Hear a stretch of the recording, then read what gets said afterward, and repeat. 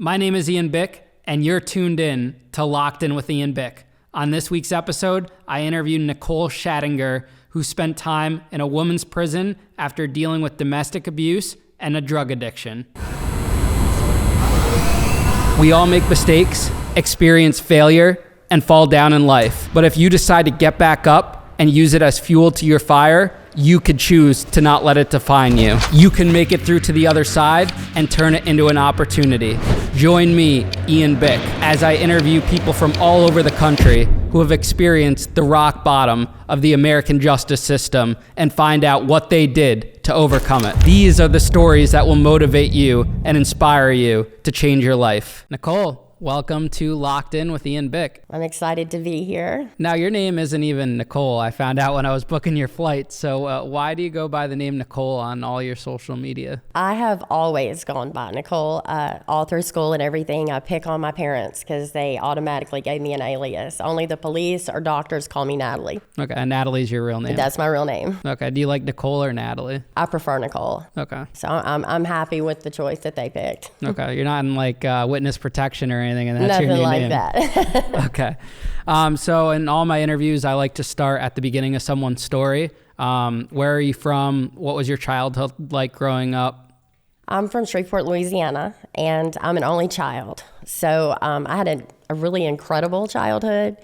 If anything, my parents loved me maybe a little too much. They spoiled me, but they did an incredible job. I did bad all by myself, I guess is what I'm trying to say.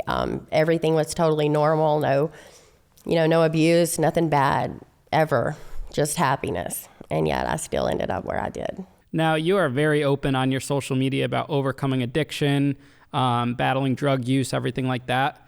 At what age do you start using drugs and essentially get addicted to drugs?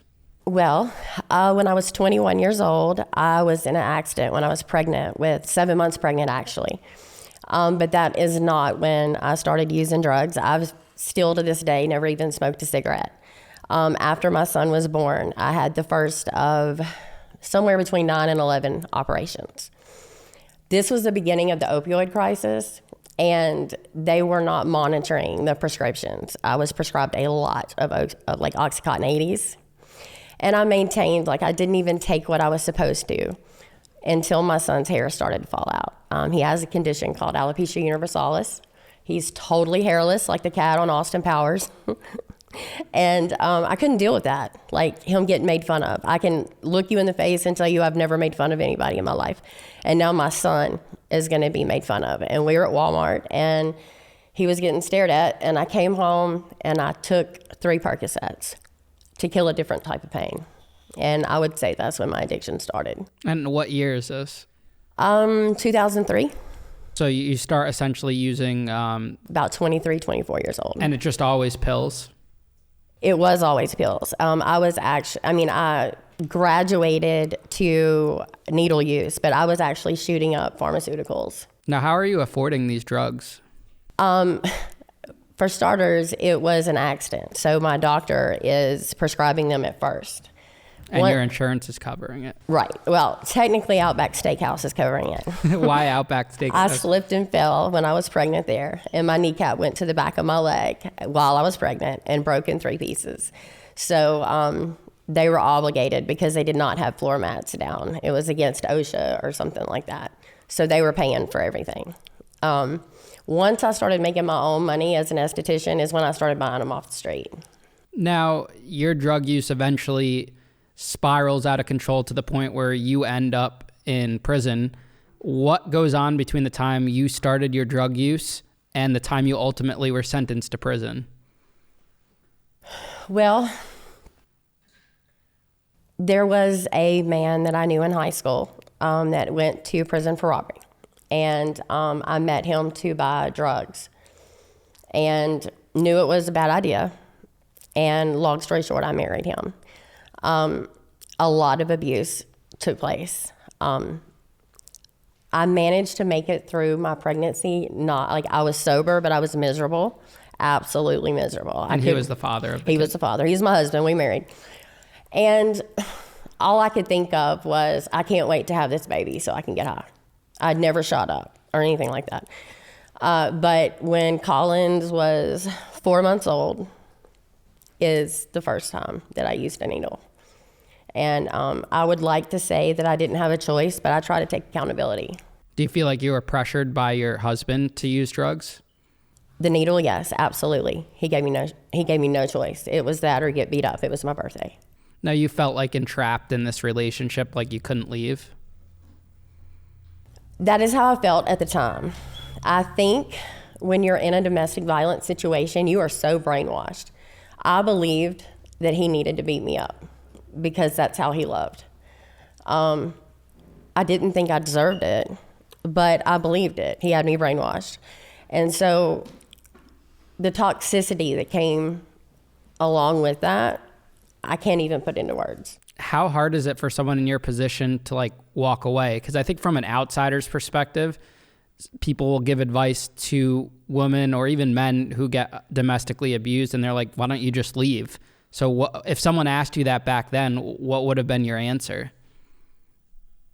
Back then, it wouldn't even cross my mind. I would have argued and said, you don't understand how much he loves me. He has to do this. You think that relationship becomes an addiction, like wholeheartedly. I was addicted to that. And I was so messed up before it was over with that when I married my husband now, when he was nice to me, I thought he didn't love me. Like, that's what it does to you. Like, you think being treated horribly is love. If I didn't get dinner right, I had to eat it off the floor. I've had teeth broken, ribs broken, you name it.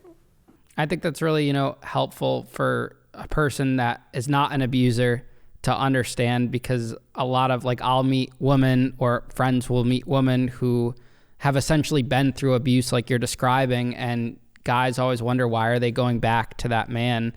And I know it's emotionally hard to withdraw from that situation. You're just going back to familiarity, and that's just what you're used to, and it's hard to break away from that. It really is. It's a cycle. You believe that, that whole Bonnie and Clyde scenario is crap. I don't know how else to say it. You believe that you are in the most amazing relationship. Where's your parents during this? Where's your family? Are they trying to pull you away, help you get clean, or are they more enabling you and let you do your own thing? What's going on? I was very manipulative. So they are enabling, but that is my fault. Absolutely. I think I have water. They are, I'm manipulating, they're enabling. The problem is, once the abuse starts, I've got to hide that, right? So just like what an abuser does, and if whoever's sitting out there listening to this, if a man or woman is trying to isolate you from everybody that you know, there's your first red flag.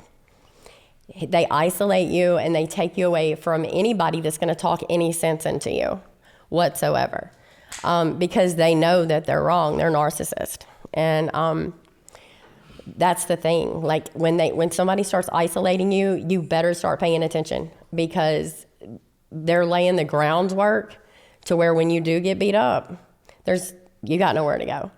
The first time I told my parent, the first time I got hit, I was 5 months pregnant with our son. It was Valentine's Day. And I told my family about it, and they were devastated. But at the same time, I had been an addict for a while, and I had lied. I was a complete compulsive liar. So they were hoping, I think, maybe that I was exaggerating. After that time, I never spoke of it again. It got too serious. Do you feel like they kind of shot you down in that situation?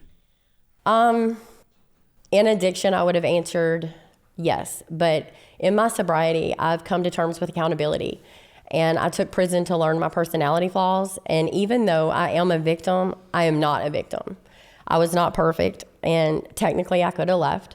So I don't blame them. I don't feel like they let me down, because my actions and my lies and everything that I did made them doubt me. And at the end of the day, that falls back on me.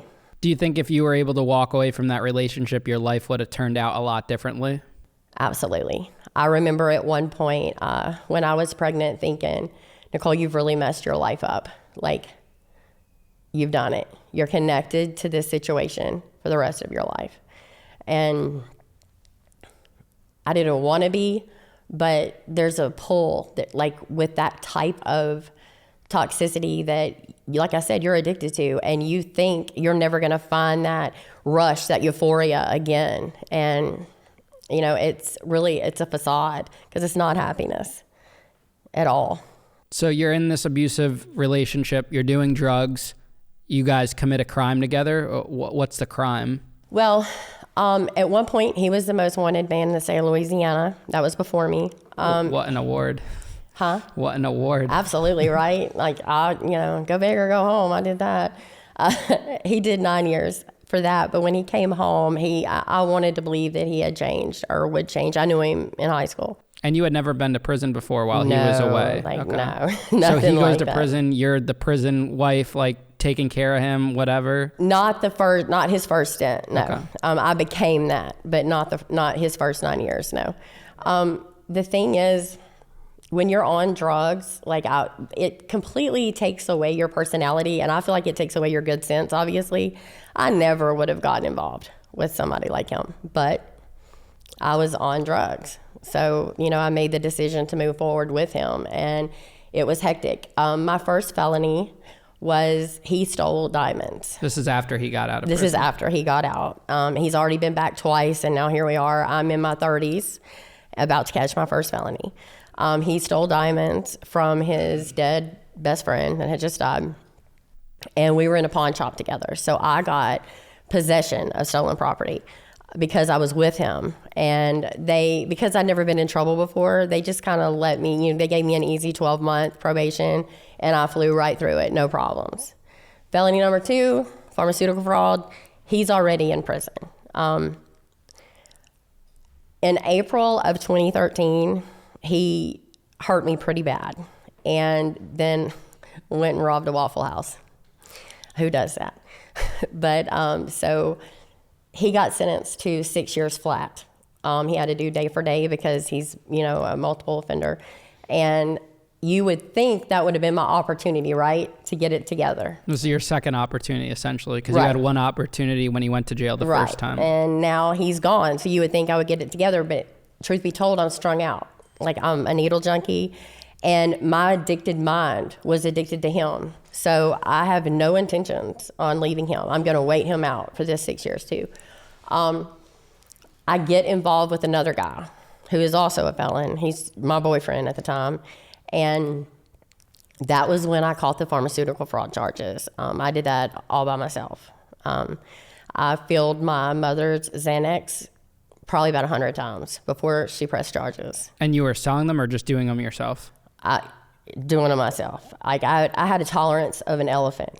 Now, where are your kids in all of this? How could you be a mother if you're strung out and committing crime and with these bad men? I quit being a mother when my oldest son was 11 and my 11-year-old now was born.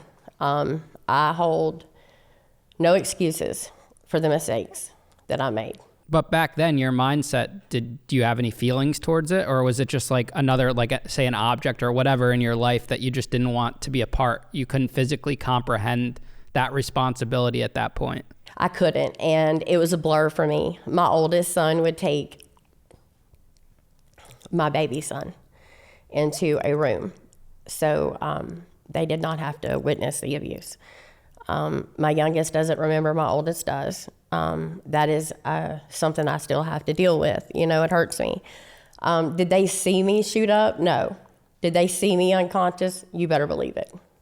And then the abuse. That's not being a mom. I should have protected my children. I should have loved myself enough to leave. But when you're in that situation, you're too far gone to see it that way. In my mind, it was, well, he's not hurting the kids, so it's okay. And that's not right at all. Now, you had mentioned that when your husband was away on his second prison sentence, you had met another guy that was engaged in crime. What was the reason for your attraction to these individuals? Did you feel like you didn't deserve anyone better? Straight up on this one, I could not shoot myself up, and this guy could do it for me. And that's why. Like, I'm very transparent. I don't make excuses. So you are going to just attach yourself to whichever person came in that could help you get high? Pretty much. And I had this big thing to where I'm so thankful that my parents raised me in a way to where I was taught respect about my body. So, prostitution was never a thing for me. Nothing like that. I wouldn't go that route. So in my addicted brain, it was like, okay, I mean, it's technically the same thing. I don't even like you, but I'm going to date you just because you're, getting me high, even though I was producing the drugs, not him. I just couldn't administer it the way that I wanted it administered. No. Now you commit the pharmaceutical fraud. You end up getting sentenced to prison because of this? No, I got probation. For the pharmaceutical. So you're on your second strike. They give you probation again. And you go back on the street to go do more drugs. They do. What was even worse than that is they sentenced me to drug court. Okay, so all of the drugs that I'm using and injecting, I have a legal prescription for. So it's kind of hard to catch me up on the drug charges. The pharmaceutical fraud wasn't a drug charge. So there's a waiting list in Caddo Parish, where I'm from, and I had to go check in. And I was so trashed on Xanax one day. I literally was sitting in a chair like this, passed out forward. I'm talking rug burn on my forehead, and still got out of drug court. I had doctors write saying that I needed the drugs that I needed. And instead of checking into probation, I go on the run for a couple months. What was it like to be on the run? It's nerve-wracking. I would hide in an armoire when the police would come look for me. I would turn my phone on silent and crawl up into this old armoire and wait for them to leave. And why they never came in through the door is something I will never know. I think it was the way the building was made. They didn't realize that all they had to do was come through the door. They would have found me. I was literally sitting in an armoire, but they just didn't. And it's just nerve-wracking being on the run like that. It's bad. I decided to go to rehab, and in that process couldn't get through detox and ended up 3 or 4 miles in January running through the Kisatchie Forest with a suitcase.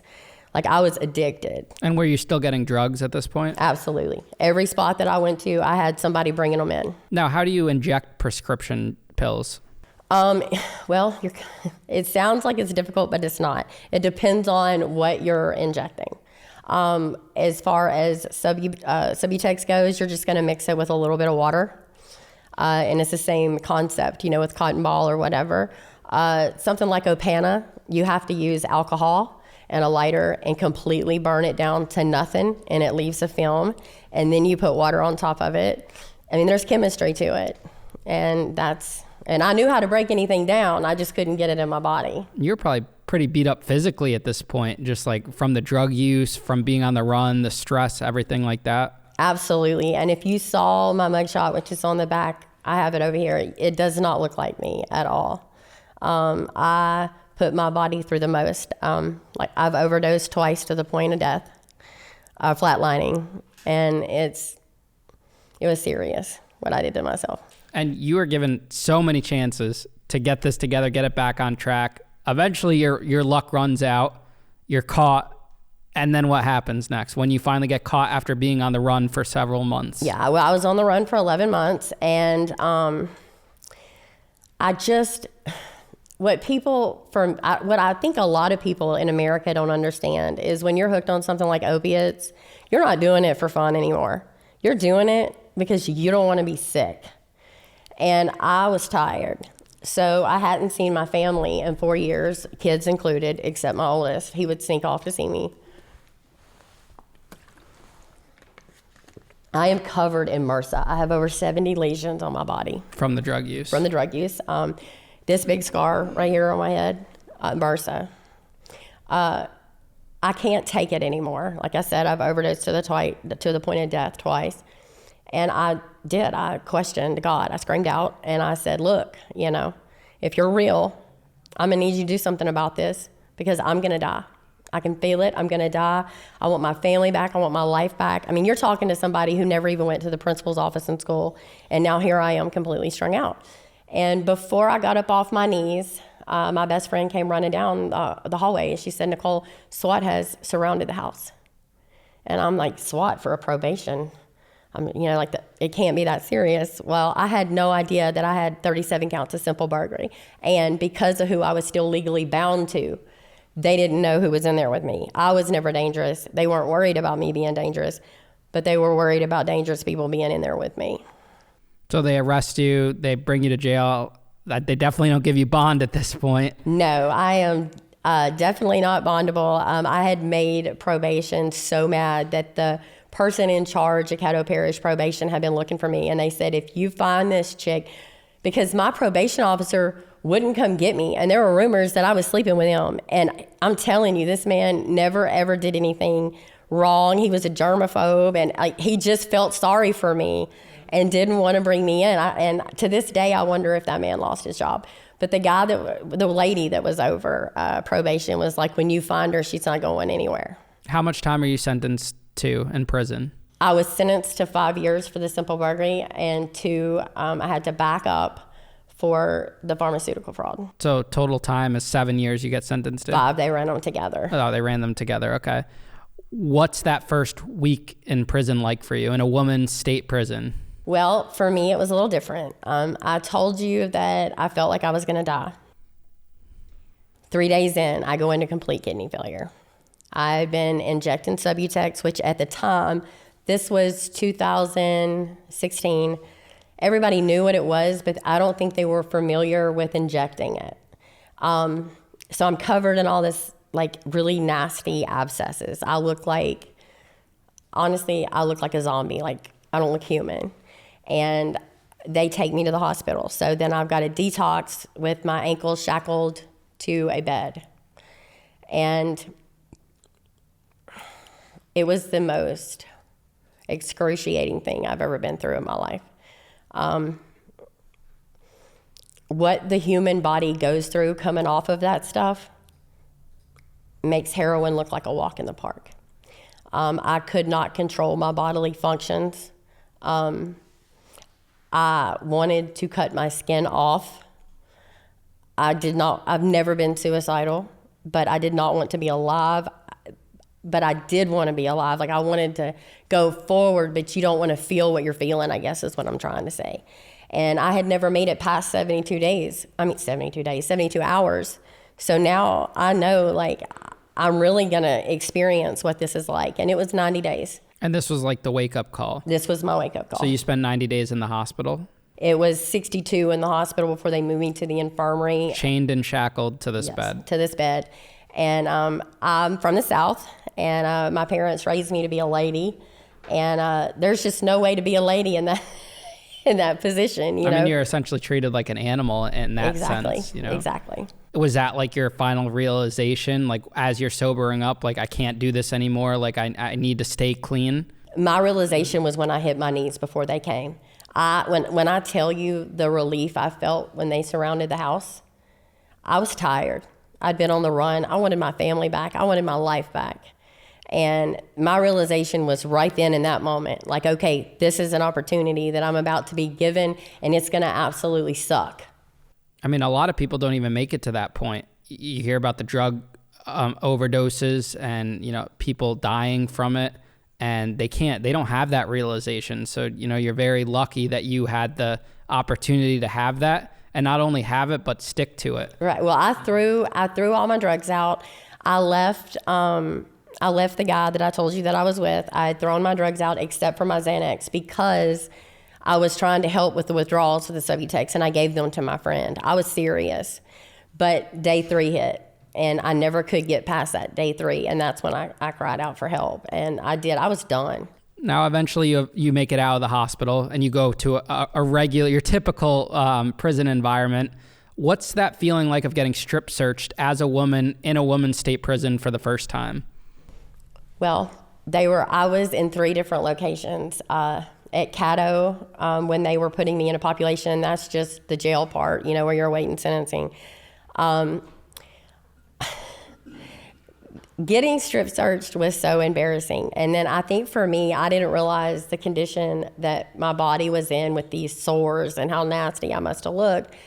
But it was so bad because everybody shares panties at Caddo. You get 3 pair and you turn them in, and then you just go to this this big bin and get 3 more out. So this woman, the guard, hands me, she strip searched me. I'm embarrassed. I don't know what delousing is. I'm standing there clueless. And she hands me these pair of Hanes panties. And I was like, oh, no, thank you. I have my own. She said, honey, don't say that in there. They're going to eat you alive. And I was like, this is it. And that was a realization for me. I'm fixing to go into population, and I don't know what I'm up against. And I knew that I had to keep my mind focused. I'm smart. I was never a street thug. Being that I was around organized crime, I witnessed stuff, but I didn't, I wasn't the one doing it. I did have enough smarts to keep it together, I think, to put on a good facade, I guess is what I would say. What are the guards like in a woman's prison? How are they treating the inmates, and how are they even treating you? Once I got to prison at Tallulah, the guards at Caddo were amazing. Tallulah, no. It was craziness. There was a lot of crooked guards bringing a lot of drugs in. So I would take offense to people say, oh, well, being sober in prison doesn't count. Yes, it does. My bunkie was responsible for bringing Subutex in, and that's what I had come off of. They would bring it in. I can't tell you the times I saw them just for no reason just beat somebody up. I'm not saying that inmates didn't cause it. Of course, there was those situations. But there were cases that scared me, and I didn't really necessarily know how to act. And I went from being at Caddo to a closed cell to Tallulah because of my health, which is an open dorm. So now I'm in a room with, I think, 98 women, and I'm terrified, and I'm walking into women's prison. This is the real deal, people that have been sentenced and everything. In my first 5 minutes in the situation, a girl, everybody knows there's lesbian relationships, obviously, and a girl had cheated on another girl. Long story short, she had boiled coffee creamer and sugar and water in the microwave in the minutes before I walk into the dorm. And as I'm walking in the dorm, she douses the mistress, and I watch this girl's face burn off. It stuck to the skin. And it was like, okay, Nicole, you're in the big leagues. You need to toughen up and get it together. Was that the scariest situation you were in inside prison, or was there anything that directly affected you? That was not the scariest. There was something that directly affected me. A few months into Tallulah, there was a girl that was there on, I think, a manslaughter charge. She took a liking to me and actually tattooed my name on her arm. Was she your prison wife? I mean, she wanted to be, but I didn't get down like that. So she tattoos your name, and then what happens? Well, I was scared to death. She would watch me shower. She would sit on the toilet because the way the dorm was set up, there was 3 toilets and 3 shower heads. You've got no covering or anything. And she would sit on the toilet while I would shower. And I was terrified. And you don't snitch when you're there. I mean, the whole reason I even went to prison is because I didn't snitch. People don't realize I kept my mouth shut. He didn't. He walked, and I went. So, I knew better. You don't go tell. But at the same time, up until this point, I had not seen a woman get raped. But I knew it was a possibility. And I was scared, I tried to act like I wasn't. Thankfully, I passed out in the pill call line because of my kidneys, and they transferred me to Hunts, which is the men's state penitentiary, and they only keep lifers there that are women or sick people like me. So you thought this woman was going to rape you? Absolutely. And if you hadn't passed out in that pill line, then it could have happened, very much so. Absolutely. There's no doubt in my mind. I was worried about it that night. I was praying. I was like, look, don't let this happen to me. And the next morning, they shipped me out. And, from a man's perspective, you would never expect that happens in a woman's prison. But, it's very real. It's no different than a men's prison with guys trying to, rape or attack other men. Very real. What women do to each other, I feel like I can't say that I feel like it's more brutal than what a man has to go through, because any kind of force is disgusting. But for a woman to force another woman on her knees and make her do something or make some apparatus out of Jolly Ranchers or whatever it may be to harm her blew my mind. Now, we just touched on the topic of a prison wife. What is the definition of a prison wife, and how does that relationship work in prison? Well, from what I saw, prison wife was nothing but drama. I mean, it's basically just a lesbian relationship. There's no protection there. It causes more problems.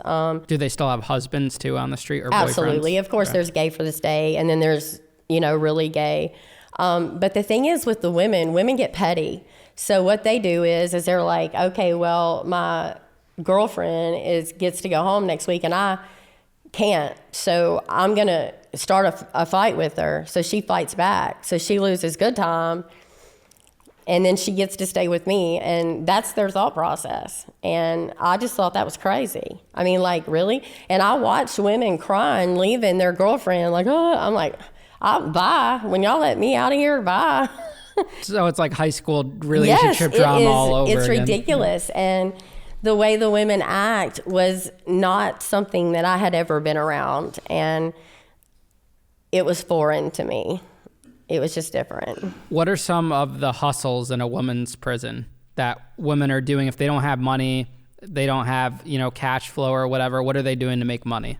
I saw a lot of like hair braiding. Like for instance, we didn't have running water at Tallulah for a month.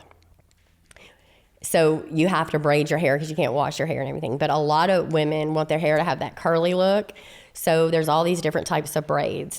They make things. There's sewing machines in there, like eye mask and stuff like that, because they never turn the lights off.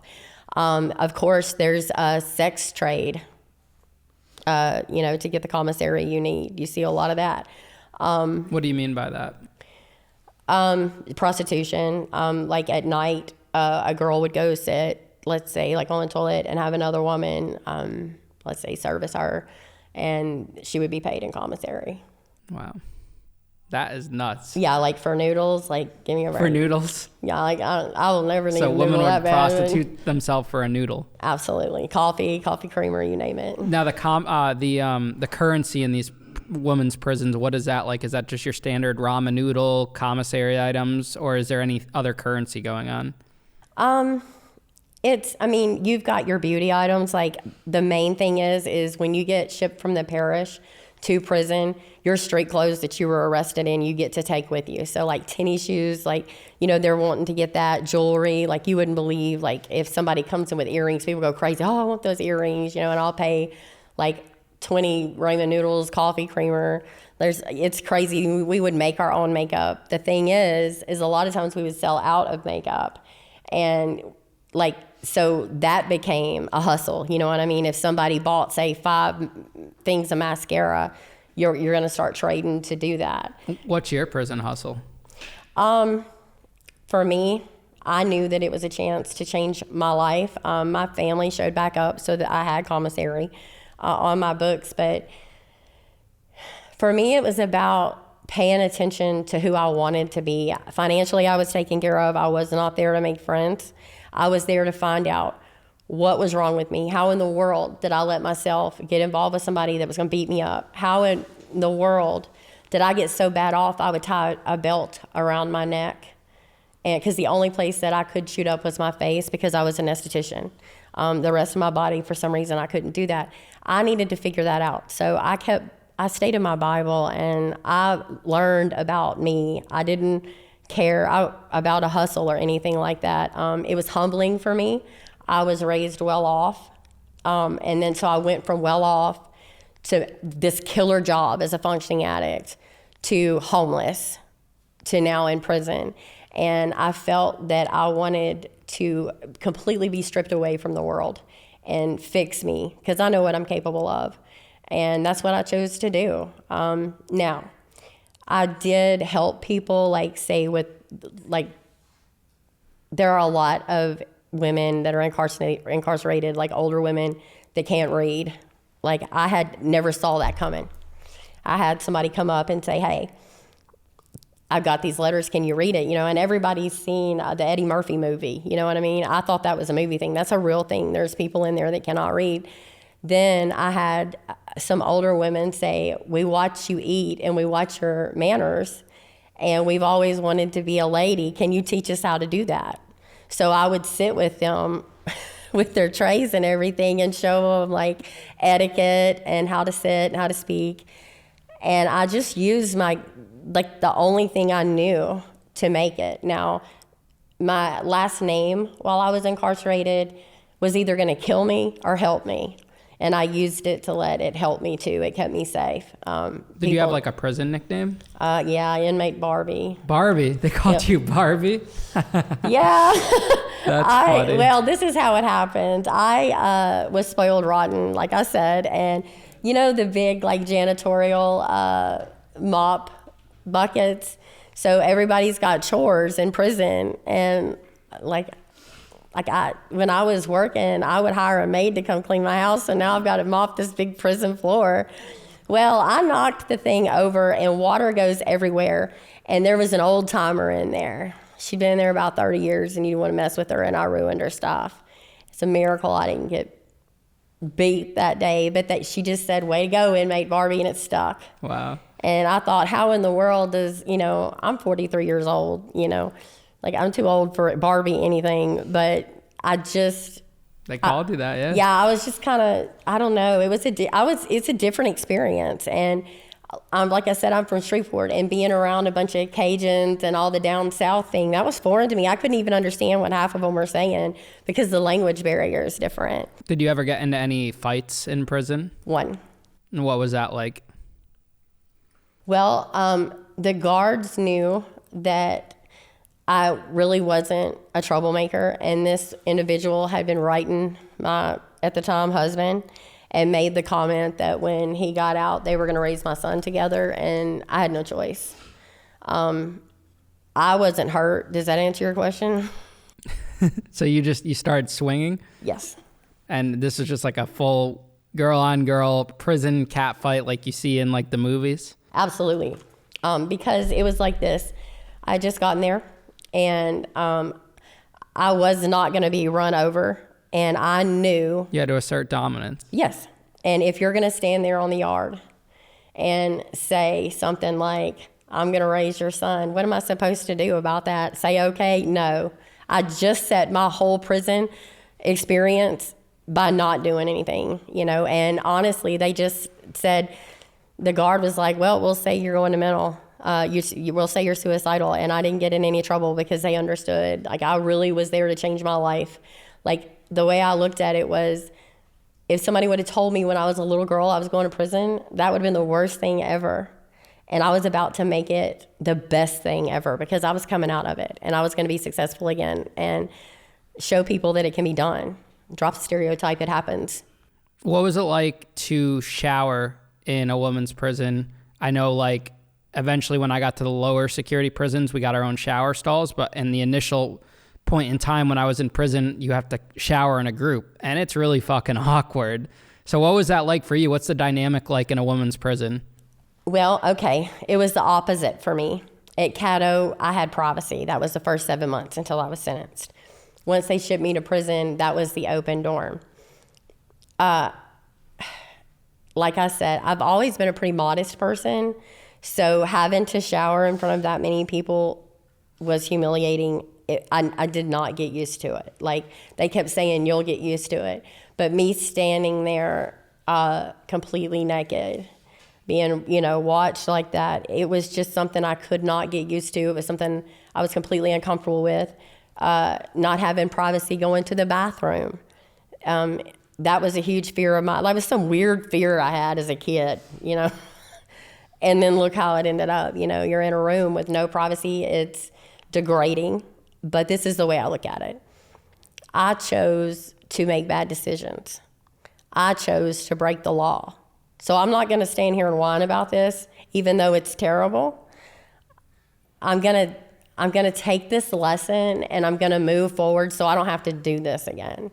But it was a little different because not having the clothes on for me was embarrassing, and there's a lot of prostitution and stuff that, I'd been around, so they're comfortable with one another. It just wasn't like that for me. Not to mention I am older. I went to prison for the first time and the only time at 37. You know what I mean? I'm not one of these young kids, just coming in. It was different. Now, you said you were rebuilding your relationships with your family. What was it like to be a mom in prison and pretty much reestablish your relationship with your kids from inside prison? Well, with Colby, he's my oldest. I never lost contact with him during that 4 years. He would sneak out and come see me and stuff like that. Collins was 2, and I didn't see him again until he was 7. My whole entire incarceration, Collins thinks I'm in the hospital. He does not know what's going on at all. Colby would come to see me in prison. I think my family was relieved. Like I said, I've overdosed twice to the point of death, and they knew that the only way I was going to live is if something scared me straight. And so they were working with me. My youngest was a little more difficult because when I was released, I ended up in Alexandria, which is 2 hours from where he is now still. Were you embarrassed by having your family come visit you? It was bittersweet to not see your family for 4 years, and with me being an only child. My parents are divorced, but they stayed really good friends. They gave me everything I ever needed. I have a special relationship with each of my parents, so it was bittersweet. I was so excited that they were there that the embarrassment kind of went away. I will be honest with you. I had perfect teeth, absolutely perfect teeth. Which is unusual for someone that was addicted to drugs. Well, that they didn't stay that way. My teeth were completely broken off. My parents hadn't seen that. So they had to look at me that way. My body's covered in scars. I have kidney disease, so I was still pretty swollen when they were coming to see me, but it was still such an improvement from, active addiction. Yeah. We were just thankful, I think, that I had survived, and I think they got their daughter back. Once the substances left my body, I kicked right back in. My thought process, everything just went, right back in, but I had to fix the flaws that led me to the addiction. Does your son have any contact with his father at this point, or is the father in prison? He is not in prison, and they do not have contact. No, at that point in time, though. Were you ever nervous that he would try to come back into the life, or was that not even a thought? He can't. The judge said he had to go under a psychological evaluation, and that did not pass. Now, on one of the visits while you're in prison, your 16-year-old son comes to you and tells you he's pregnant. He sure does. What is that like to be a mother in prison? You just regain your relationship with your son. He's 16 years old, and he's coming to tell you that he's having a kid. You're going to be a grandmother. Well, honestly, nothing against being a grandmother or my son, but it was like this big, I hate to use the word white trash, but it was embarrassing because it was like, who wants to know their grandma was in prison when they were born? Do you see what I mean? Like, Granny was in prison. It was scary. I felt like I failed him. Like I said, my son has alopecia universalis. And he's kind of like, I've always looked up to him because he had the power to walk into a room and be different. I never had that power. So now I'm in prison, he's without me, and he's going to be a parent. And I'm sitting in prison, and it broke my heart. But I must have did something right because they're still together. They've been together for 7 or 8 years, and we just found out we got a second baby on the way. That's awesome. Congratulations. So I'm excited about it. But it was scary, and missing her birth, and I'll be completely transparent. I almost didn't feel like a grandmother because when you don't see the pregnancy, when you don't see the birth, and then the next thing you see is an 8-month-old baby, it took the process of becoming a grandmother out of it. I missed everything. So I'm super excited about this chance to be able to see everything. Now, I'm sure that kept you going throughout your incarceration too, just knowing you had something to go home to. You hear from a lot of both female and men inmates, like once they develop that why to make it to the other side, like what can keep them going, then they kind of fixate on that and use that as their drive. Now, a big interest in America right now, especially on social media, is cooking in prison.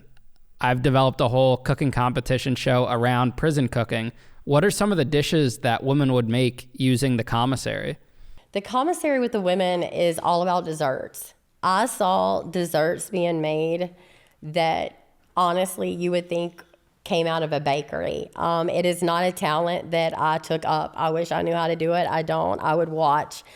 They can make just about anything, like cakes, cookies, you name it. They even use ramen noodles and do coffee creamer on top of them, and it tastes like a Rice Krispie treat. And it's crazy because, you know what I mean? Sugar and coffee creamer and ramen noodles, and you really think you're eating a Rice Krispie treat.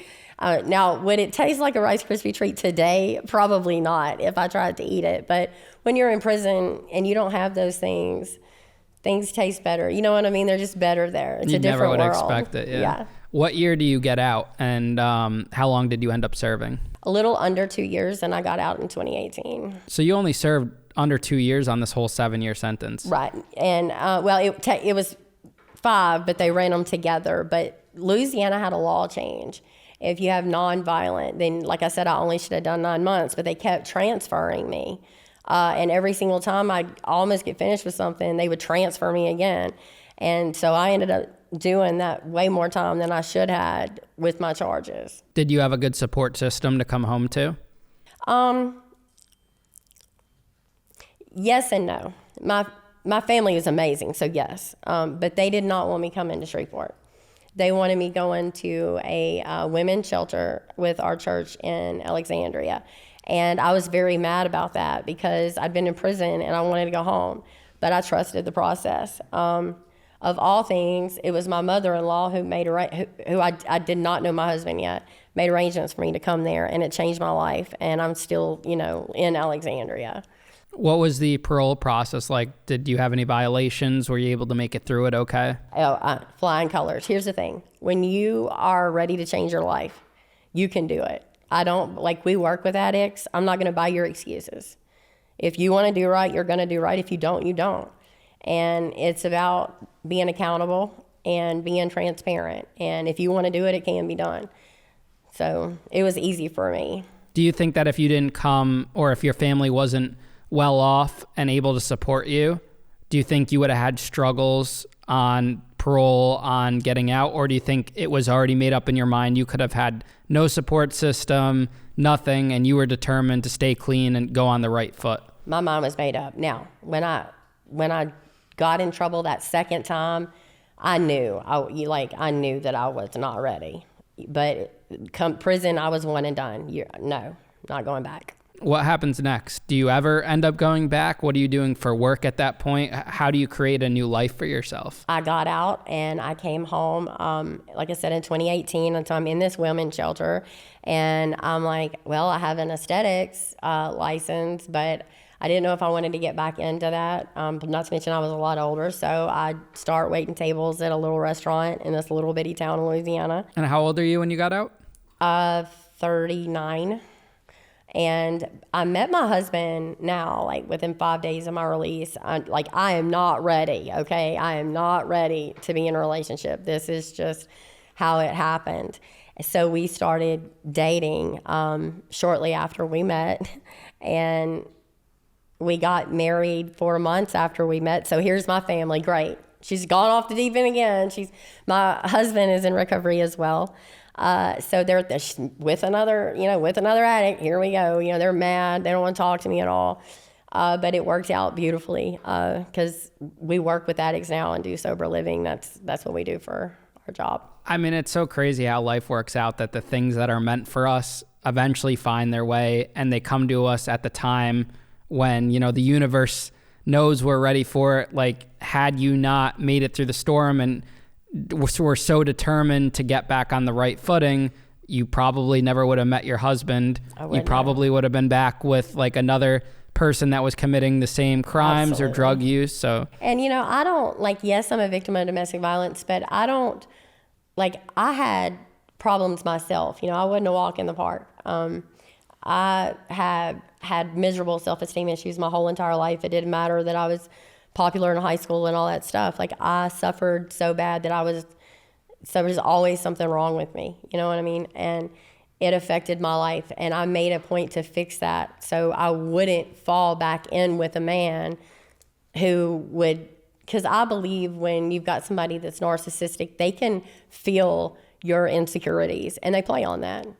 And I wasn't going to let that happen again. So that's what I learned that in prison too. Like, we're going to fix this about ourselves. Now, you decided to jump onto social media to start telling your story not too long after you were released, got back on your right footing and everything like that. Why did you decide to get on and tell your story to the world? Well, it's crazy because that's normally something I probably would have been embarrassed about, but it's 2020, COVID just happened, and I'm bored. I'm stuck at home, and I just get on TikTok and I make a story, it's about me being in prison. And I guess it was a shock factor because of what people think an inmate looks like. They didn't see it coming for me, the shock value, whatever. I don't know. I never thought anybody would find me funny. I do a lot of goofy stuff on media because life is supposed to be fun.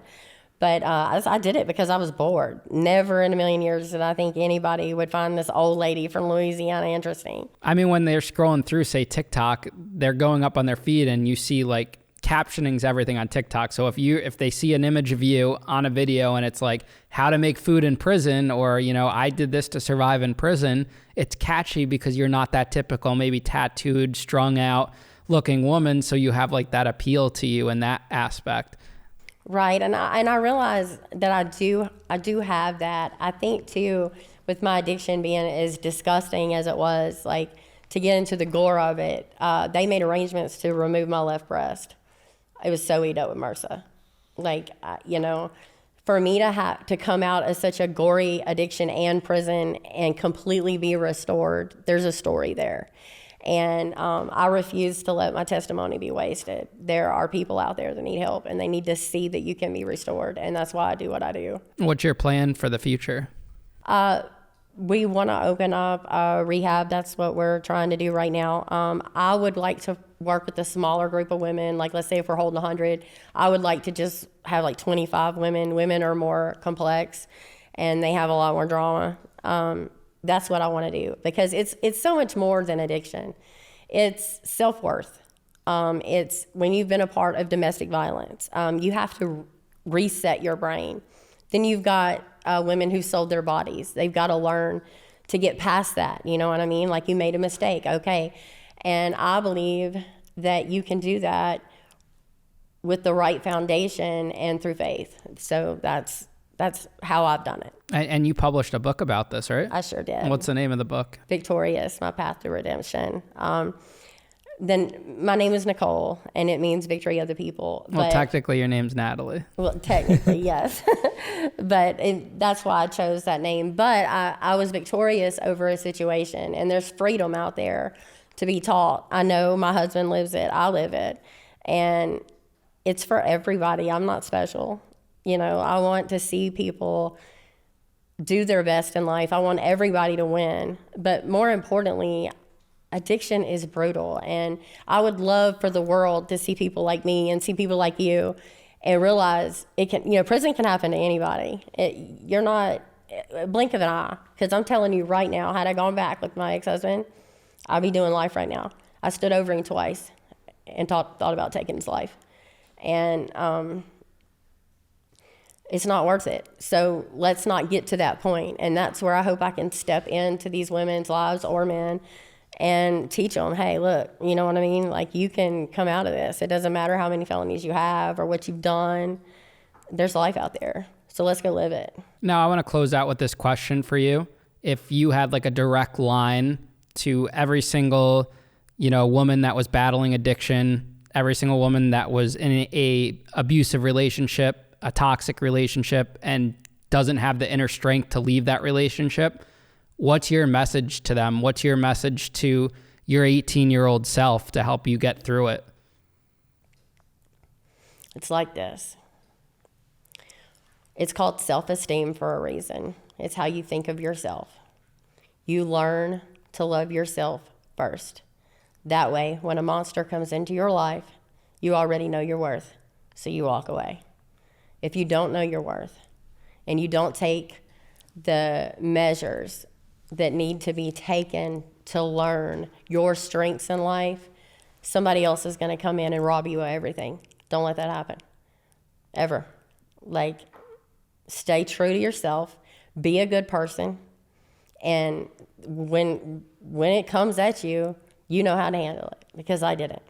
That's great. That's a great message, Nicole. Thank you for coming on to Locked In today. It was great talking with you. I'm glad you're so open about your story. I'm glad we touched on certain things that maybe, or the majority of people don't really like to talk about and put their story out there. But you've gone through some really, really shitty situations and you've come out on top, and let that be a message to others to help get through that. Absolutely, because we can all do it. Everybody sitting in prison right now can do it. Every woman with a black eye right now, or man, get up. Y'all can do it. I did it.